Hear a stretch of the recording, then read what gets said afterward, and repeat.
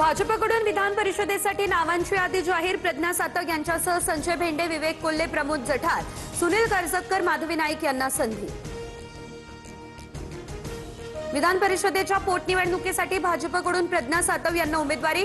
काँग्रेसमधून भाजपमध्ये येताना प्रज्ञा सातव यांच्याकडून राजीनामा। प्रहार पक्ष शिवसेनेमध्ये विलीन केल्यास आमदारकी आणि मंत्रीपद। शिवसेनेची बच्चू कडूंना ऑफर। मंत्रीपद मिळाल्यावर पक्ष विलीन करा, प्रहारच्या पदाधिकाऱ्यांची भूमिका। उद्या पत्रकार परिषद घेत बच्चू कडू अधिकृत घोषणा करणार असल्याचीही माहिती। मुंबई ते पुणे VSRचं विमान बुक केल्याची कल्पना नव्हती। कार्यालयातून नकळतपणे विमान बुकिंग कंपनीसोबतचा करार रद्द केलाय। VSRच्या विमानातील प्रवासाबाबत पार्थ पवार यांचं हे स्पष्टीकरण।